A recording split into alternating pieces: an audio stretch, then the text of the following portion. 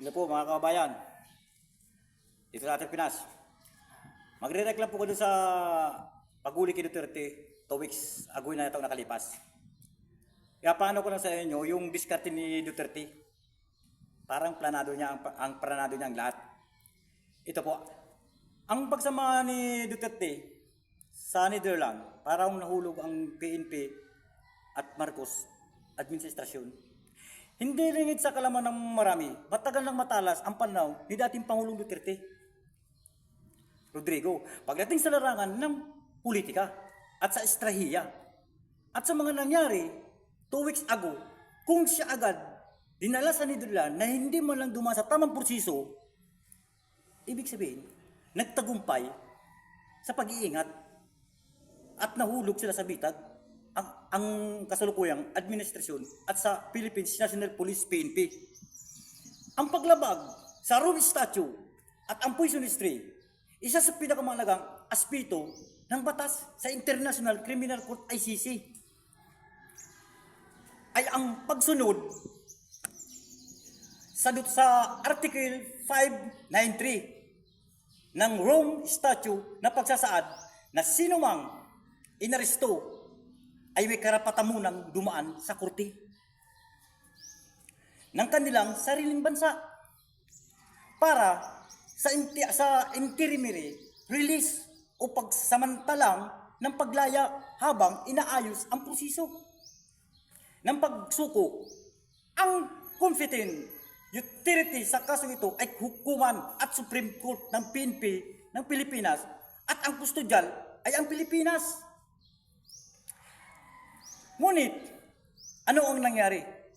Isinakay sa eroplano si Duterte papuntang sa Netherlands na hindi man lang dumaan sa tamang proseso. Di ba ba? Ito ay isang malinaw na paglabag sa batas ng ICC mismo. Ibig sabihin, anumang kasunod na hakbang mula sa paglilitis hanggang sa anumang hatol ay maituturing ng breach of poisonous tree. Sa madaling salita, kung ang mismong pagkakaaresto ay magpipikto lahat ng may ebidensyang susunod ay maaaring ibasura. Ang pangalan ni Duterte, bakit hinayaan niyang mangyari ito? Marami nagtatanong, bakit hindi lumaban si Duterte? Bakit tila tanggap niya ang mga nangyari? Ang sagot po yan, ito po ay makikita nyo sa mismong mga salita niyang binitawan noon. Ang sabi niya, naiintindihan ko ang mga yan dahil trabaho nila yan. Tama. This is why it has come to end. Isang pahayag ng puno ng kahulugan. Ipinapagitan nito na alam niyang darating ito at hinayaan niyang mangyari. Hindi dahil wala siyang nagawa, kundi dahil gusto niyang ilagay sa alanganin ang PNP at ang ICC at ang administrasyon Marcos. Ang mensahe ay malinaw. Ang PNP at ang gobyerno mismo ang lumabag sa due process. Hindi sa ganitong paraan.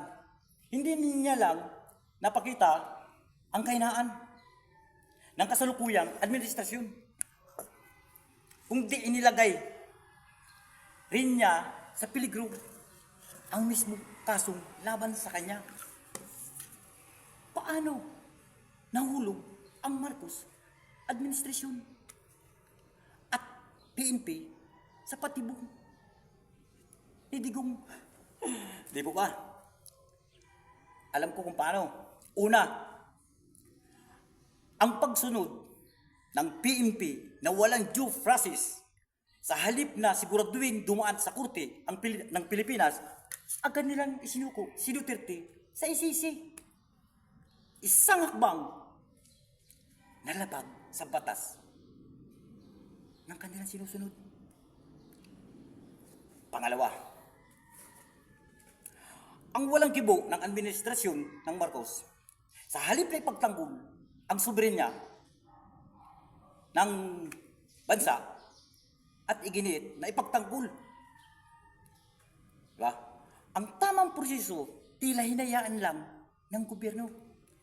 Ito nagpapakitang sa kanilang kahinaan na pandaigdigan, ng establado. Di po ba? Pangatlo, pagtibay ng argumento na may bias ang ICC dahil sa hayaang paglabag at sa Article 593, di ba? Lumakas ang argumento ng ICC ay hindi patas at gamit laban lamang sa mga pinulong hindi kaalyado ng kasalukuyan. Ano ang posibleng mangyari ngayon? UN, UNC, Secretary Council, Intervention, ang mga bansang tulad ng Russia at China ay maaaring kumilos upang suspindihin ang ICC proceeding laban kay Duterte gamit ang paglabag ng Article 593. Di po ba? Bilang matibay na batayan, pagkawasak ng kredibilidad ng ICC, kung pagpipilitan ng ICC ang kaso laban kay Duterte, maaaring tuluyan itong mawalang kredibilidad. Lalo na kung mapapatunayan na ito ay isang kasangkapan lamang ng politika. Kawalan ng legal at basihan sa kaso. Dahil sa fruits of poisonous tree, doctrine, posibleng maibasura ang kaso labang kay Duterte na magbibigay sa kanya ng isang makasaysayang na panalo. Kahit pa sa Netherlands pa siya, isang matagumpay na estrahiya sa unang tingin, maaaring isipin ng iba na si Duterte ay talunan sa sitwasyon ito. Pero mas malalim na pagsusuri nito, lumabas na siya ang tunay na panalo.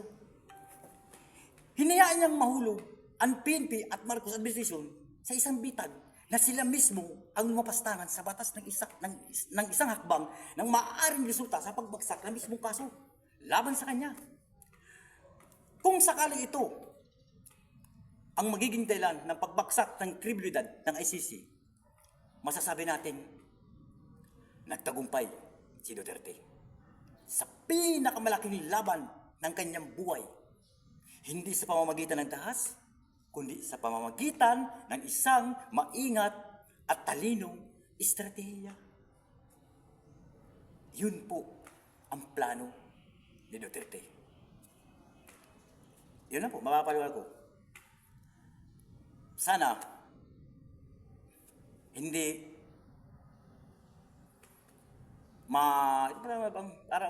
sana patas ang proseso ng paglilitis.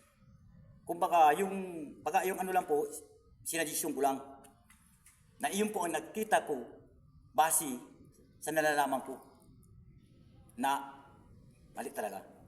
Yun na po, maraming salamat, bayan. Good luck. Thank you po.